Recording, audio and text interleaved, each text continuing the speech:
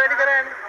ඉතින් ඒකින්ද අපි වගේ පොඩි රටකට ඕක ලොකු දෙයක් නෙවෙයි. මේ කට්ට ඉතින් අපිට කන්න වෙයි ටිකද කොහොමද මේ ජනාධිපතිතුමා අනිවාර්යෙන් අපිට විශ්වාසයක් තියෙන කොහොමද මේක බැලන්ස් කරලා දෙයි අපිට.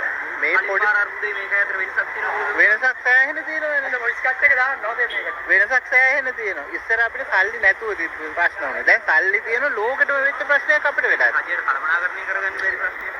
නෑ කල්පනාකරණය මේ කල්පනාකරණය කරන මේට වඩා කල්පනාකරණය කරන්න බෑ. මිනිස්සුන්ගේ ගෙවල් වල ගිහින් බලන්නකො තෙල් දාලා කොච්චර තියෙද කියලා. මිනිස්සු ඇවිත් තෙල් එක කවකන මිනිස්සුන්ට වෙච්ච ගියපාර වෙච්ච එකේ බයක් තියෙන මිනිස්සුන්ට තාම බය නැහැ කියන්න බෑ. මිනිස්සු මේකට බය. මිනිස්සුන්ට ඉතින් කොයි දේ දුන්නත් මහා කුට්ටියන්නේ හැම මිනිහම බලාපොරොත්තු වෙන්නේ. අපේ රටේ පුරුදු වෙච්ච ක්‍රමයනේ. ක්‍රමයක් කිව්වට මොකද ක්‍රමයට වැඩ කරන්න කැමැත්තක් නැහැනේ. ක්‍රමය හදන්න මේ 76ක් ඉතින් විනාශ වෙච්ච රටක ක්‍රමයකට ගන්න තාටික කාලයක් නැහැ. මිනිස්සුන්ගේ ඉතින් මිනිස්සු හොඳ වෙන්න ඕන ඔක්කොන්ටම කලින්. මිනිස්සු හොඳ නෙවෙයි කාටවත් කියලා කවුරුවත් හදන්න බෑ. මිනිස්සු හොඳ වුණොත් තමයි රටක් හැදෙන්නේ.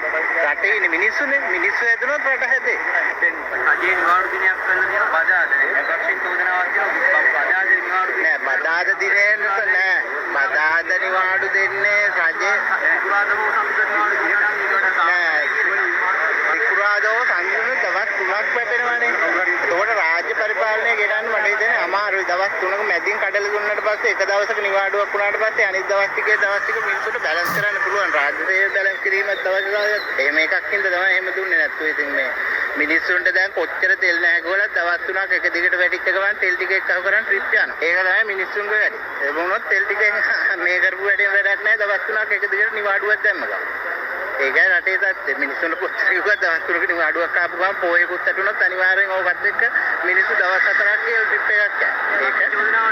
ඒක විපක්ෂයෙන් හැමදාම චෝදනානේ විපක්ෂ කවද බලාගෙන ඔව් ඒගොල්ලන්ට ඉතින් හැමදාම ඔය සූට් එක තියාගෙන කියන වෙලාවට මේක ඉතින් මේක තමයි ඉතින් මේක පෙරලන්න බෑ. මේක ඉතින් හොරකම් වංචා නෑ.